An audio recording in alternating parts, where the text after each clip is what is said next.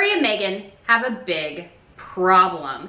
Their PR is in the toilet almost every time they do an event, do a speech, do a podcast like Harry recently did, and it results in a lot of negative press. And the reason is, I'm sorry to say, it's Harry and Meghan. Yes, Harry and Meghan are their own worst enemies when it comes to their public image. Almost every time they do something, they seem to stick their foot in their mouths. They show the wrong image. You know, Meghan with her $65,000 wardrobe for 3 days, and at the Invictus Games, which is a charity event. Harry with his recent comments on a podcast. So anyways, guys, today we're gonna talk about how Harry and Meghan are really their own worst enemies when it comes to PR, because we have a lot of evidence for this.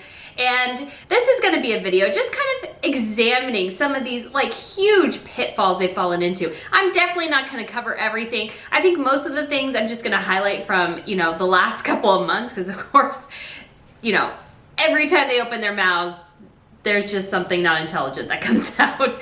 And so they've really just severely damaged their public image. And I don't know if it'll ever recover. And that's a problem when you're trying to make $100 million through Netflix and $25 million through Spotify. If people don't like you kind of en masse, it's a bit of an issue.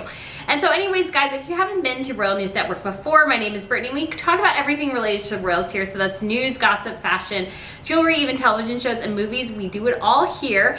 And obviously I've done a lot about Harry and Meghan recently, but tomorrow I'm hoping to do one on kind of Kate the Great, how Kate Middleton, or Catherine the Duchess of Cambridge, has really saved the monarchy.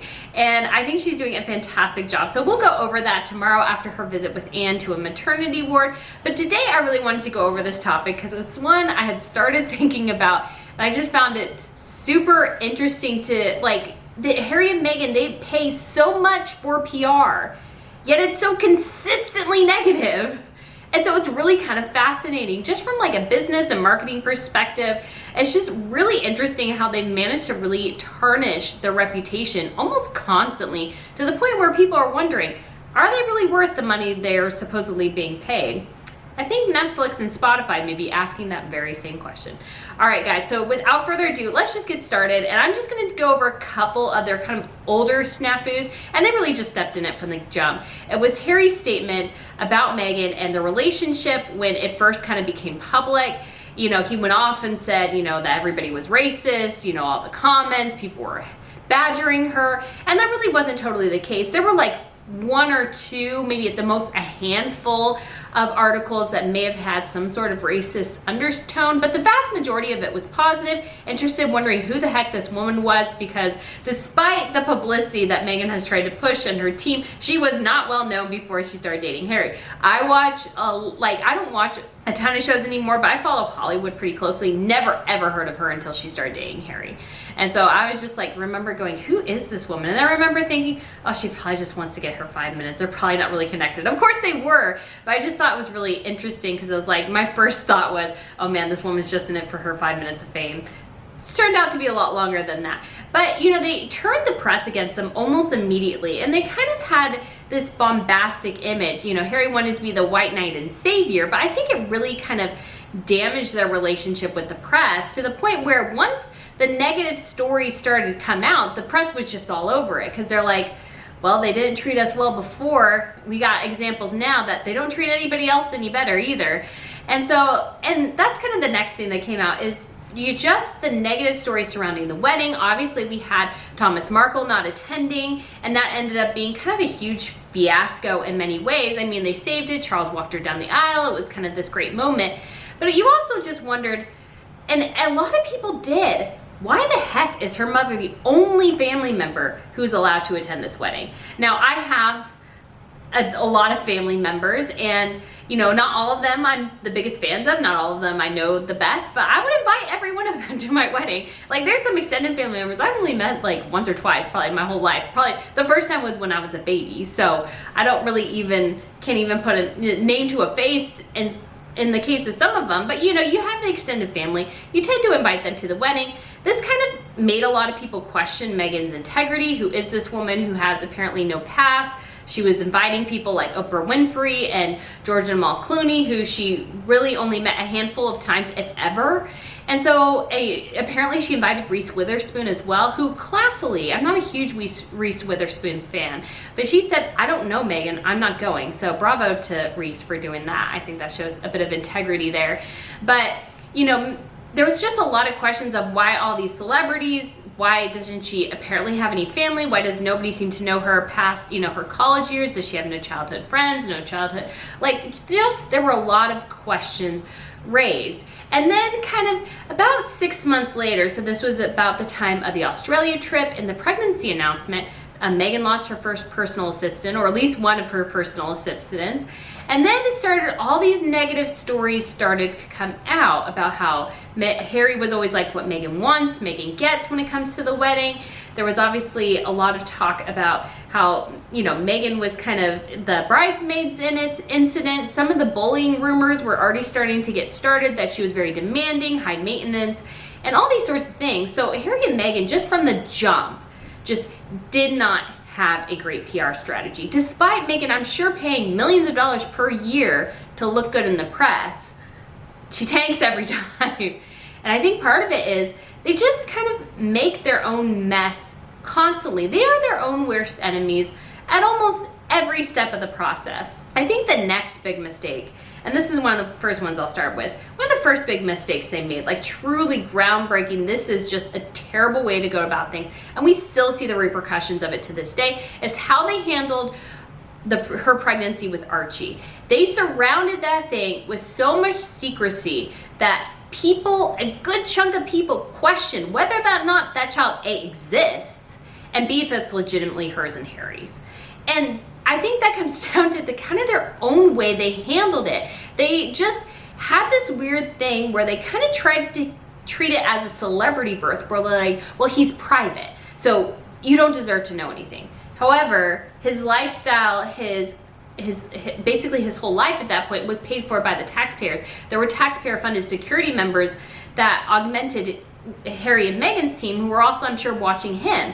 And so it's like, if you're living in a taxpayer funded home, getting taxpayer money, you kind of need to share a bit about this baby. And of course they did the whole thing where they told the press that she was in labor when she had already given birth hours before.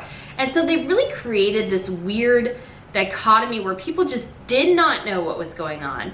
And people continue to question it to this day. I actually have a video. I filmed it, but I'm going to refilm it. A video planned about whether or not Meghan used a surrogate. I actually have an opinion on that and may surprise you. And I'll give you a couple reasons why I think that is. And so it's just something that continues to plague them. Of course, you know, we have Lilibet as well. You know, just this question of their children's legitimacy continues to follow them because of Harry and Meghan and how they've handled things. They just, this weird spasm, like, I just don't even understand what they're trying to do. All people want to do is see a picture of your kid. And it is true that if people don't see pictures of your children, you can't swap them out. Who would know? And I understand, you know, kind of Michael Jackson did that, and it did give his children a bit of anonymity. But we also, I don't remember, and excuse me if I'm wrong, but I don't remember him talking about his children a ton. Harry and Meghan bring up their kids every chance they get. You know, Archie likes this, Archie's doing this, Lilibet's doing that. You know, those sorts of things. So they're constantly reminding us they have these children, yet we don't ever see them with their children. And so one of the things I thought was interesting was at the Invictus Games, when the book reading, which apparently I've heard rumors that Meghan actually didn't read her book and that one of the Invictus guys did, which I'm sure the kids appreciated much more than Meghan's book. And you know, they showed pictures of her playing with the baby, and you know, it was just kind of interesting to me because they were trying to say, oh, she's maternal, and we've only seen her with her children, like, interacting without like supreme kind of theater at least one time, and that was at the polo game with Archie. 2 other times, one was in South Africa, and that was just a production and show, and the second time when Archie's his first birthday and she read him the book. And so that was very casual, but it was also very produced. And so we haven't really seen Harry and Meghan really interacting with their children at all. And so they're trying to portray Meghan as maternal, but it's like, but you know, it kind of helps when we see you with your own kids. Like, to me, I really got attached to Kate. I was actually not a huge Kate fan for many years. My family can attest to this. But when she was with her kids at a polo event in 2018, I was like, oh my gosh, she is those kids' mother. She parents them, she disciplines them, because they, like, the way they hung all over her, the way they reacted to her, you could tell she's very, very engaged in their lives. She also diffused a 2-year-old child's temper tantrum on a tarmac in front of cameras in Germany. Like, that takes supreme mothering right there. That's Mothering of the Year award right there. She diffused a toddler temper tantrum, like, in front of the world. Pretty incredible, really. You got to give her mad props for that. You cannot like her, but you got to give her props for that.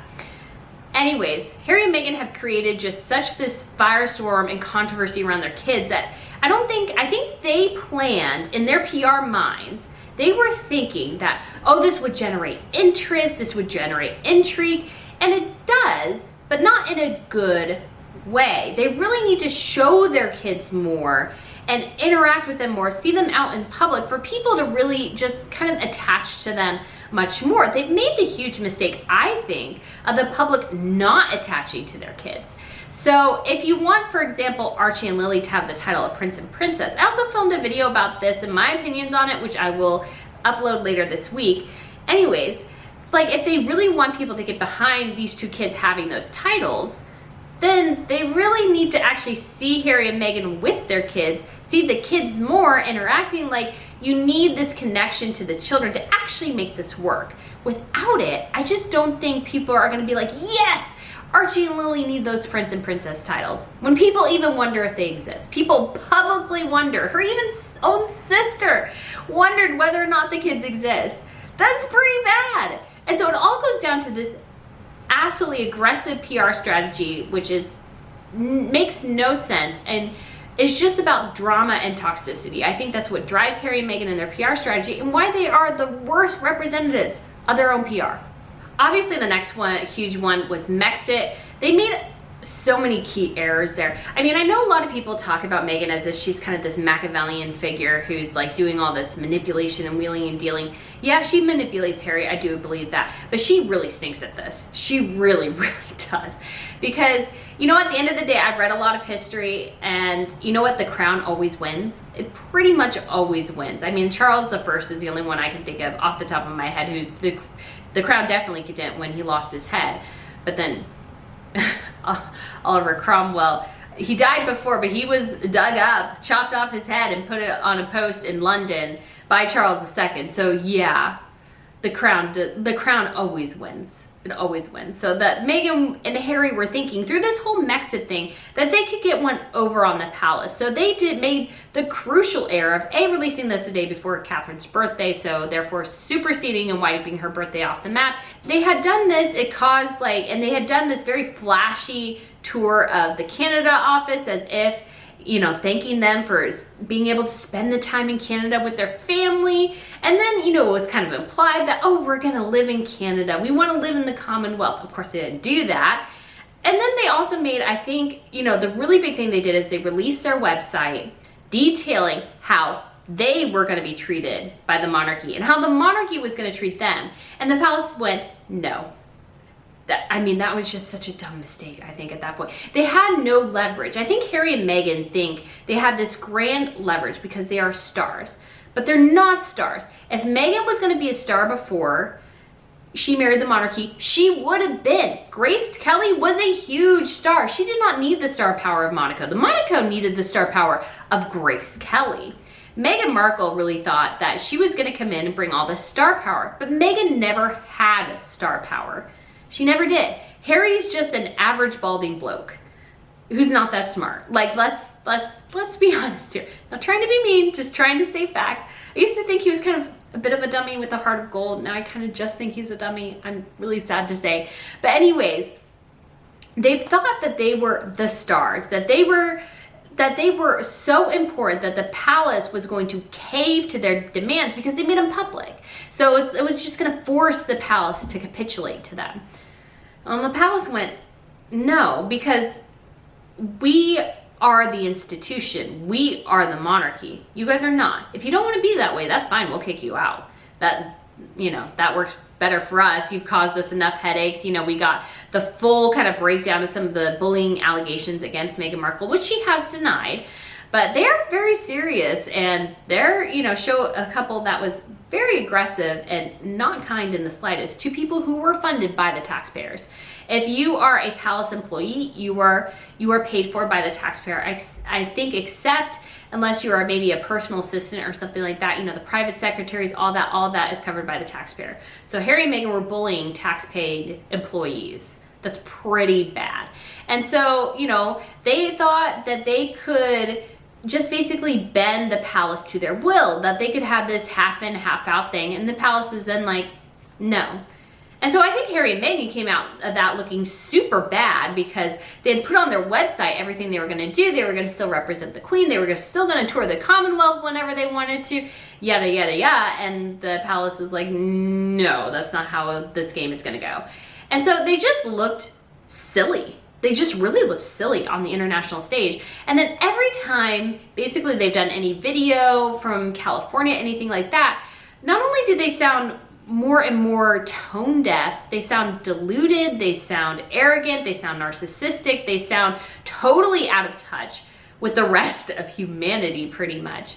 And so, in this week, we have just a cavalcade of bad news for Harry and Meghan. And it just kind of started off with the Invictus Games. It just came out right before that they were basically going to be snubbed by the Dutch royals. The king did come for the last event. Princess Marguerite, who is the former queen's sister, did go attend the opening ceremonies, but the Dutch really did stay away. And that's a sign of Harry and Meghan's diminishing capacity to pull in these large, big names, because really the Dutch king, if Harry and Meghan had been still with the monarchy, I have no doubt King Wilhelm Alexander the King, Queen Maxima, and maybe even their daughter and heir, the Princess of Orange, Katharina Amelia, would have come and been at the games much more frequently. They stayed away not because they didn't want to support their teams and their troops, but because Harry and Meghan, their brand is so bad, like you don't want to be associated with them.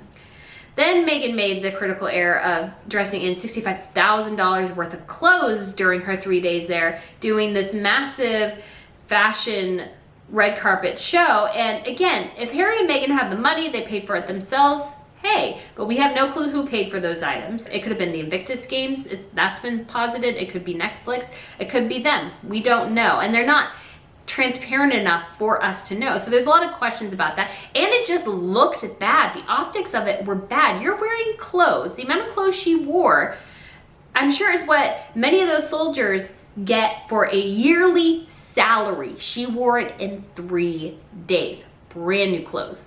Now, it could have been gifted too. Who knows? But the optics of it are bad. Why didn't you wear any branded gear? It's just such simple things that they could do for their own PR, their own public image, that could help them, that they refuse to do. I don't understand. It's just so easy, and yet they refuse to do it. And then they complain that people don't like them, but they don't change their actions. And then Harry, of course, upstaged his own grandmother's birthday by claiming that he wants to protect her and that he doesn't necessarily like the people that are around her. And the palace is like, well, tough cookie, you abandoned the whole monarchy. You left. You're 5,000 miles away. How dare you? And a lot of British people were asking that too. Somebody joked that, if he goes to the trooping the color, he may be pushed off the balcony by someone. Obviously, I'm not condoning or, saying, violence or anything.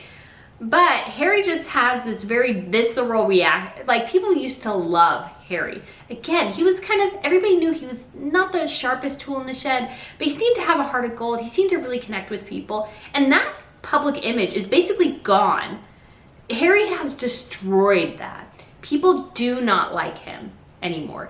He's gone from he used to be the most favorite member of the royal family. He used to be number one. He used to be above the Queen, Prince William, Catherine, his father. He used to be number one in the polls. Now, at least in one poll, and this was just for the most senior members of the royal family, it goes Andrew, Meghan, then Harry. So he is in the bottom tier now, and he has only one person to blame, himself. And yet, in his court case against the Daily Mail. He's whining because he doesn't understand why people don't like him anymore when he's suing his grandmother's government because he wants taxpayer-funded security back. He does say he'll pay for it. But anyways, and then he complains about all the negative comments on the Daily Mail. He actually counts them, but yet they don't look at the media. So they just have this people just have this visceral reaction now every time they open their mouths. And that actually happened to me today. So there's a couple other things I'll get to, but I thought this was good. So I was reading through part of the transcript for Harry's recent podcast, which when I was looking at it, did not make any sense because this podcast is apparently about growing a business, helping a business, being an entrepreneur. Yet they're talking about the Invictus Games PTSD. And then the host. So this is not just Harry, this is the host. But that Harry would associate with this disturbs me immensely. Because I just read this and I was like, ugh. But of course, Harry just, I don't think understands how things look anymore. And so this is what it said. And so Harry introduced this podcast and he was talking about PTSD and the soldiers that he's seen. And, hospitals and those sorts of things, which is, fine. He's seen that. Somehow they go and they start talking about running a business. So this podcast just on the face of it makes no sense from Better Up. I'm sorry. It just doesn't make any sense. And then Reid Hoffman, one of the guests on it, he says this little nugget. He says, if you think back to Prince Harry's story about the soldier with PTSD, you'll recall how mental and physical stressors intertwine. And while working in the safety of your office doesn't compare to being a soldier in the line of fire, your body doesn't always know that. So scaling your workload without also scaling a corresponding mindset of self-care will break you down as surely as any other machine. Guys, I've never been a soldier, but I know that's BS. Like, how can you compare, like, the first couple of minutes of Saving Private Ryan? Like, just watch the first 5, 10, 15 minutes. How does that compare? Like, there's no comparison between war and The Office. And I know that. Like, what are they talking about? But these are the kind of people Harry and Meghan associate themselves with. And this also tarnishes their PR image. Because that sounds dumb. It does. Because it's just not acknowledging the reality that I know being on the battlefield has absolutely nothing in common with being in the workday. I think the only thing that could sort of somewhat compare very distantly is how sometimes it works in Japan where they work like 180 hours per week and people literally die from exhaustion. That has actually happened in Japan. People have died from exhaustion.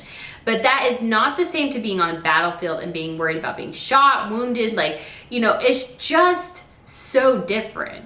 And that Harry would associate himself with these kind of people. Like, there's other things in there as well Harry talks about.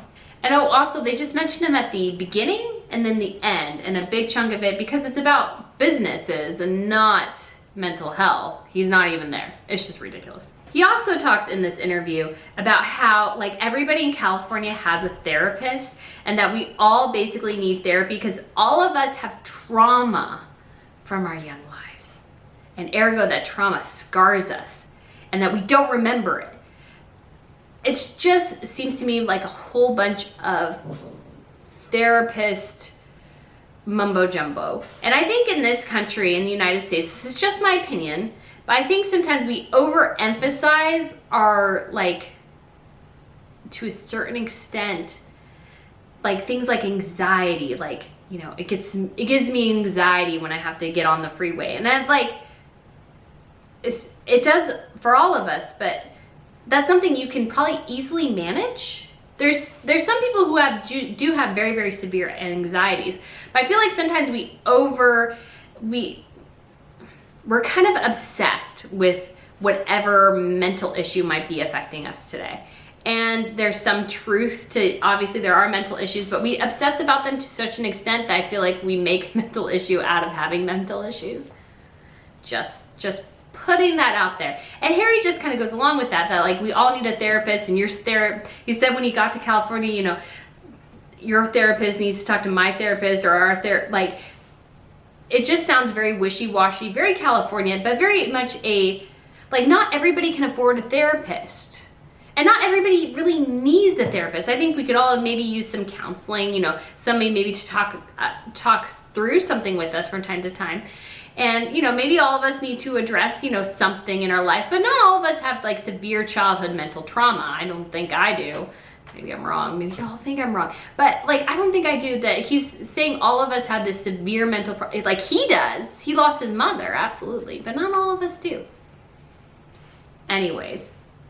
And then you also have the bad news hitting them that Netflix has seen a severe drop in subscribers, 200,000. Some people are saying it's going to grow even more. And so Harry and Meghan have signed a $100 million deal with Netflix. However, Netflix is suffering. I always thought signing with Netflix, of all their options, was incredibly bad, because to me, Netflix is one of the companies I think is going to suffer, like, because they have only streaming. Like, if you went with Apple TV Plus or Amazon, those would be my, if like, for example, if I was Harry and Meghan, I would go with Amazon or Apple TV Plus, because Netflix has a history of shutting down shows. Even if they're kind of successful, they shut them down prematurely. Like, they hardly let anything ever get to a good conclusion. And they've been pulling down or taking down a lot of their animation, well, not taking down, but they've been shutting down a lot of their animation projects and stuff. And Pearl was an animation project that sounded very dull and like an adult wanting to, like, it just doesn't sound something children would be interested in. And so I just really think Harry and Meghan are in trouble. And all this PR, negative PR surrounding them, it's also got to get Netflix thinking, were Harry and Meghan a good bet after all? Because Netflix is going to itself going, we're losing subscribers. We're billions of dollars in debt. Like, Netflix is in billions of dollars in debt. They also have billions of dollars in assets, but they're also billions of dollars in debt, because all they do is slap money at projects hoping that they're successful. That's all Netflix is doing. And they take projects that other studios have started but let go because of, like, kind of, you know, management hell is usually what it's called, or sorry, development hell. Development hell is what it's called. And so, like, I think is Red Notice, it's like you watched and you realize there were about 12 things that could have been done to tweak that to make it even better, but Netflix rushes it, and ergo it's a good project, but it could have been a great project, if you get my drift. Elon Musk has also bought Twitter. Woo. And so a lot of people are very excited about that, you know, and that kind of Harry and Meghan have made very much misinformation a product of their brand, and I think that won't work out well for them. All this to say is that Harry and Meghan have hired another PR person. This woman is named Miranda, and she was attached to former President Barack Obama's PR team during his 2012 re-election campaign. And she was very young at the time, I guess 19. So bravo to her for doing pretty great for being a woman under 30. I wish her the best, because honestly, she'll need it. Because Harry and Meghan's problem is not the monarchy. It is not Netflix. It is not Spotify. It is not misinformation. Harry and Meghan's problem with PR is Harry and Meghan hiring another PR person after they hire, I've heard that reportedly they have multiple PR firms working for them. They have the aggressive Sunshine Sacks. They do all this stuff, yet they can't do very, very simple things that would help their image, like Harry going to his grandfather's service of Thanksgiving. And yet they hire another PR person. That won't fix their problems.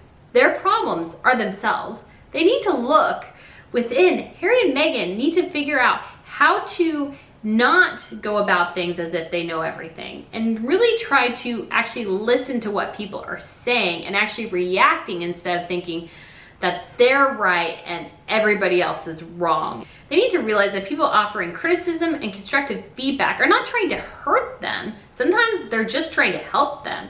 Like, I hope that if Harry and Meghan ever see this video, I want them to know, hey, you maybe can get your public reputation back. You know, America is a very forgiving place. The UK, I think, maybe will be a bit madder because you really, really did screw yourselves there. However, you can get it back, but you have to change how you go about things. You need to do the family things. Even if you don't like members of the royal family, you need to do them, because that'll help your brand and that'll help you sell yourselves. Because part of Harry and Meghan's problem is all they have to sell is themselves. They don't really have the creative chops. We've seen that. they couldn't even get a stinking podcast together. That's not hard. That is not hard when you have the entire world at your fingertips and they're going to pay you millions of dollars to do it, and you can't do it. And another interesting thing that I'll end on with this is that Spotify and the Obamas parted ways. And I can't think of a single Obama podcast. I don't really follow them too closely, but I can't really think of anything that was really hitting the news. But you know what Spotify kept? Joe Rogan. And you know why? Because he's making them millions of dollars.